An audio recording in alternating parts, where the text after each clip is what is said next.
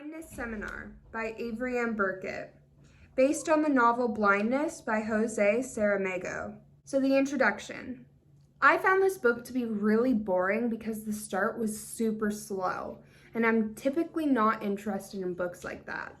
However, throughout the book, many points were made about society and how we as a society are morally evil, and valuable lessons were taught. Although I wouldn't necessarily recommend the book, I did learn a lot regarding feminist theory and many different themes. So the summary. Basically, it starts off with the first blind man going blind in his car and unable to drive safely when at a green light. So many people start getting more frustrated with him than anything, but some others trying to help. This then leads to this sort of outbreak of more blind people. So the minister decides he needs to put all the blind people into a mental ward so that the so-called disease does not spread any further and they can stop the spread of it faster. One of the characters that goes blind is this man called the Doctor. Now, none of the characters had names, so they were all under one of their main key features. So the Doctor's feature was that he was a doctor. The Doctor's wife actually sneaks in and pretends she's blind just so that she can stay with her husband because she doesn't want to leave him alone. During her time at the mental ward, she starts helping the blind and making sure that they get their proper food and hygienic necessities because the people that were supposed to be protecting the blind, aka the soldiers, were not doing their job and were actually shooting the blind whenever they felt that they stepped out of line. As more characters become blind and come into the wards, 2 wards were made. So one is known as the hoodlum, and then the others into the main blind group. So the hoodlums come in and they start demanding that everyone follows them and that they're the ones that are in charge. Basically, by doing this, they made sure that they intercepted every time food came so that none of the other people could get food unless they gave them valuables. And they would enforce these rules by threatening them because they were the only people with weapons, mainly a gun. Now, during the hoodlums' stay, they decided that they needed to rape women by having an orgy. Now, the Doctor's wife did not like that, and she decided to revolt and kill her rapist with a pair of scissors. And she freed the rest of the women. After they killed the hoodlums, they actually were able to exit the mental hospital because they realized that there was nobody on guard anymore and that the doors were unlocked. So once exiting the ward, they noticed that everybody in society had gone blind and that they were all living very recklessly and they were not staying civilized. After this realization, miraculously, more people start regaining their eyesight and society kind of goes back to normal. The main theme within this book was actually recognizing evil in society. So it was good versus evil. However, this book really wanted to point out that our society's main natural reaction is to revolt to evil. So many people had violent tendencies when they went blind because they wanted to have some control within their lives. Since one thing was out of their control, they decided that they needed to resort back to being violent and controlling of others.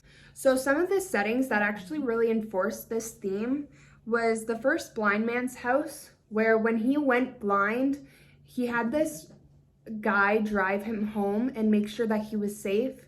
And once he got him inside his house, the guy that drove him home stole blind man's car. It really tests your morals.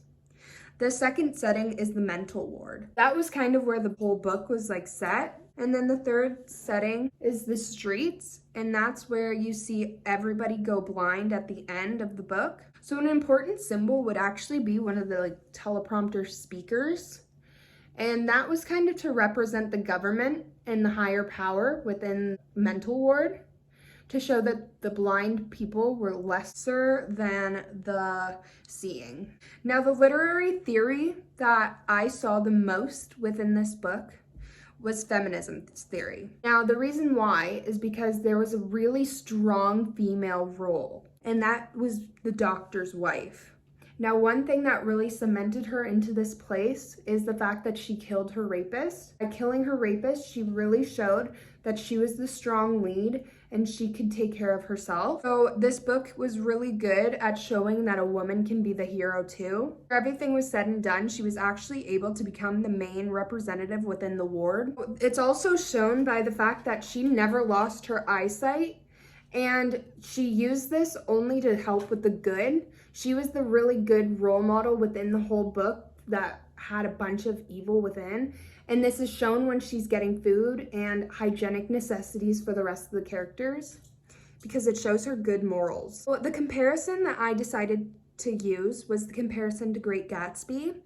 So both of them had good versus evil within it. Good versus evil in The Great Gatsby and Blindness is a great comparison because they both went through horrific events.